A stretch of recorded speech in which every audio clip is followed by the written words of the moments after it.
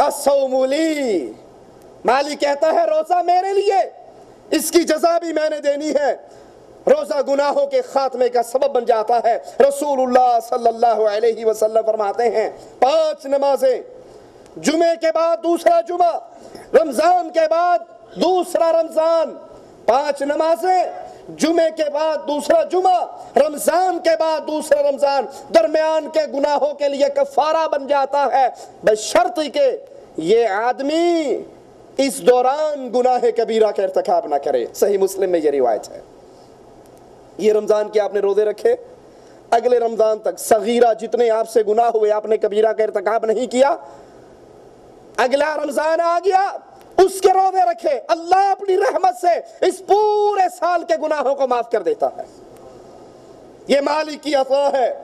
روزہ قیامت کے دن سفارش کرے گا۔ رسول اللہ صلی اللہ علیہ وسلم فرماتے ہیں الصیام والقرآن یشفعان للعبد، قیامت کا دن ہوگا، اللہ اکبر، یہاں تو کہنے والے بڑا کچھ کہہ جاتے ہیں، جہنم میں تو کیا میرا سایہ بھی نہ جائے گا، غوث پاک سے دیکھا نہ جائے گا، غوث کا دامن پکڑ کے مچل جائیں گے اور چپٹ جائیں گے اور پکڑ لیں گے، غوث چھڑا لیں گے، بابا چھڑا لے گا، مولا علی چھڑا لے گا، حشر کا میدان ہوگا، علی علی کا نعرہ ہوگا، ملنگوں کا قبضہ ہوگا۔ کہنے والے بڑا کچھ کہتے ہیں، لیکن سنیے قیامت کا منظر بڑا عجیب ہے۔ یہ پیر، یہ بابے، یہ مولوی، یہ ملا جو یہاں پر جیب بھرنے کے لیے اور پیٹ بھرنے کے لیے کہہ دیتے ہیں فکر نہ کرو ساڑھی 11ویں دن دے رہے آجے، اسی جانے تو رب جانے، آپ پہ نہیں بڑھنا گے۔ لیکن قیامت کا منظر کیا ہے؟ محمد کریم علیہ السلام مومنوں کی ماں عائشہ کی گود میں سر رکھے لیٹے ہوئے سوئے ہوئے، عائشہ کی آنکھوں سے آنسو گرتا ہے، آقا کے چہرے مبارک پر اٹھ جاتے ہیں، کہتے ہیں عائشہ کیوں رو رہی ہے؟ جواب میں کہتی ہے یا رسول اللہ صلی اللہ علیہ وسلم قیامت یاد آ گئی تھی، حشر کا میدان یاد آیا تھا، اللہ کے پیارے حبیب کائنات میں آپ کو عائشہ سے بڑھ کر کسی سے پیار نہیں ہے، کیا اس عائشہ کو حشر کے میدان میں یاد رکھو گے؟ پیارے حبیب علیہ السلام نے فرمایا عائشہ 3 موقع آنے والے ہیں، 3 گھڑیاں ایسی ہیں کوئی کسی کو یاد نہیں رکھے گا، محمد عائشہ کو بھول جائیں گے صلی اللہ علیہ وسلم۔ یہ وہ منظر ہے قیامت کا، لیکن یاد کیجئے اللہ کے پیارے حبیب روزوں کے بارے میں کیا فرما رہے ہیں؟ قیامت کا دن ہوگا، یہ روزہ، یہ قرآن قیامت کے دن سفارشی بن کے اللہ کے دربار میں پیش ہوگا۔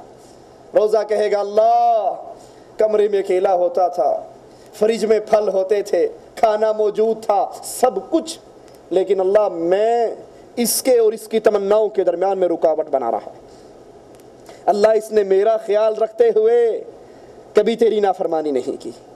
قرآن کہے گا اللہ لوگ راتوں کو سوتے تھے، کاروبار کرتے تھے، میں اس کو ساری رات جگایا کرتا تھا، یا رات کا کچھ حصہ جگایا کرتا تھا، یہ میری تلاوت کرتا تھا، اللہ آج یہ تیرا بندہ تیرے سامنے ہے، دنیا میں اس نے ہمارا خیال رکھا، آج ہم اس کی سفارش کرتے ہیں، اللہ اس کو معاف کر دے۔ پیارے حبیب نے فرمایا اللہ عز و جل روزے اور قرآن کی شفاعت قبول کر کے اس بندے کو جنت عطا کر دے گا۔ یہ رمضان کا مہینہ لڈو کھیلنے کے لیے نہیں، روزہ رکھ کر سونے کے لیے نہیں، اس کے دن اور راتیں ضائع کرنے کے لیے نہیں، گندے چینل کے سامنے بیٹھ کے وقت گزاری کے لیے نہیں، یہ 30 دن کا سیزن آج پتہ لگتا ہے پہلا روزہ ہے اور کچھ دنوں بعد پتہ لگتا ہے رمضان جدا ہو گیا، اس کو کمائیے، اس میں اپنے سفارشی ڈھونڈیے، اور قرآن بھی سفارشی ہوگا قیامت کے دن، اور یہ روزے کی عبادت آپ کے لیے شفاعت کا سبب بنے گی۔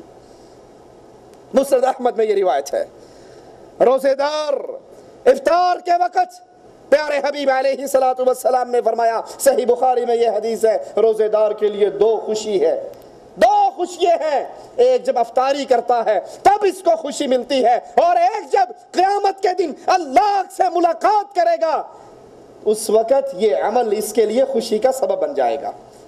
کیسے خوشی کا سبب بنے گا؟ مالک عز و جل نے جنت میں ایک دروازہ باب الریان روزے داروں کے لیے خاص کیا ہے، جہاں سے صرف روزے دار گزریں گے، اور جب روزے دار اس دروازے سے جنت میں داخل ہو جائیں گے یہ دروازہ بند کر دیا جائے گا، یہ روزہ بڑی عظیم عمل ہے، یہ بڑی عظیم نیکی ہے۔ رسول اللہ صلی اللہ علیہ وسلم حضرت حفصہ سے جب ناراض ہوتے ہیں، آسمان سے جبرائیل اتر آتا ہے اور کہتا ہے یا رسول اللہ صلی اللہ علیہ وسلم حفصہ سے رجوع کیجئے، یہ دنیا میں بھی آپ کی بیوی ہے، یہ جنت میں بھی آپ کی بیوی ہے۔ اللہ کو یہ بندی بڑی پسند ہے، کیوں؟ انہا قوامۃ صوامہ، اللہ کے پیارے حبیب یہ ایک عمل کرتی ہے اور اس کا یہ عمل اللہ کے ہاں بڑا عظیم مقام پر پہنچ چکا ہے۔ یہ قیام بہت کرتی ہے اور روزے بہت رکھتی ہے۔ یہ قیام اور صیام، اس کی یہ نیکی اللہ کے ہاں بڑا عظیم مقام رکھتی ہے۔ اس سے رجوع کیجئے، یہ دنیا میں بھی آپ کی بیوی ہے اور جنت میں بھی آپ کی بیوی ہے۔ روزے دار جب روزہ رکھتا ہے اس کے منہ میں ایک بو پیدا ہوتی ہے، وہ دنیا والوں کے لیے تو بو ہوگی، لیکن یاد کر لیجئے اللہ کے ہاں یہ بو کستوری کی خوشبو سے زیادہ پیاری ہے۔ صحیح بخاری و مسلم کی یہ روایت ہے۔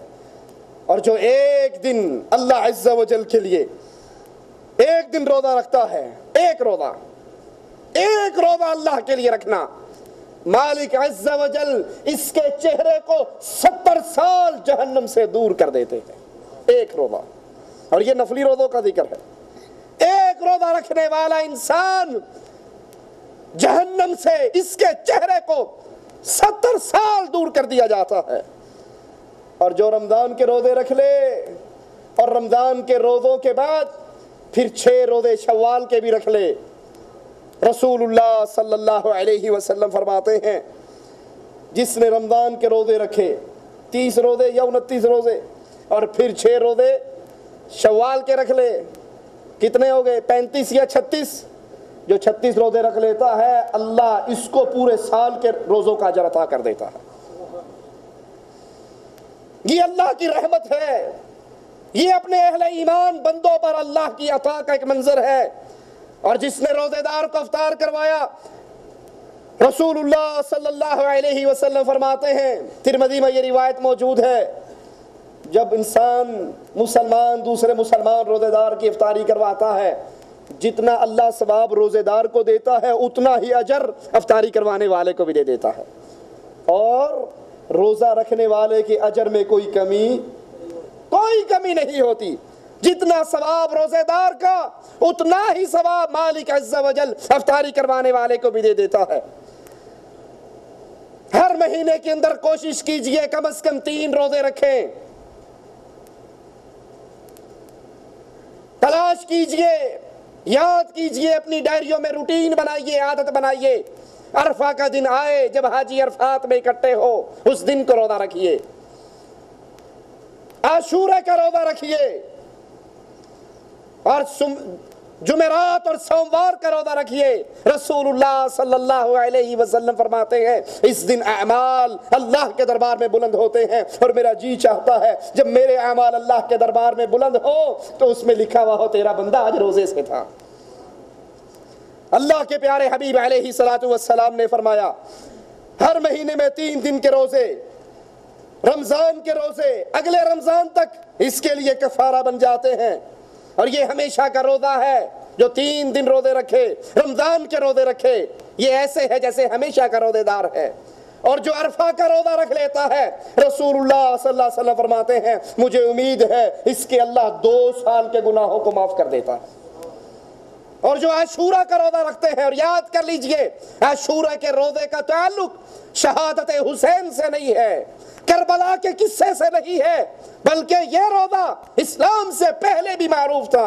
اللہ کے پیارے حبیب مدینے میں آئے علیہ الصلوۃ والسلام، یہودیوں کو دیکھا روزہ رکھ رہے، کہا یہ کیسا روزہ ہے؟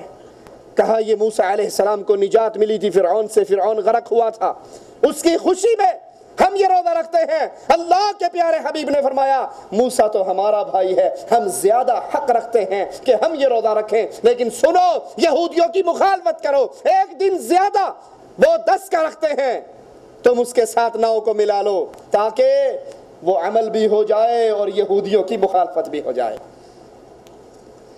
اور ہر مہینے کے 3 روزوں کے بارے میں عمر ابن خطاب رضی اللہ عنہ وارضا، ابن مسعود اور ابو ذر سے جو روایت آتی ہے وہ عربی تاریخ کی 13، 14 اور 15 یہ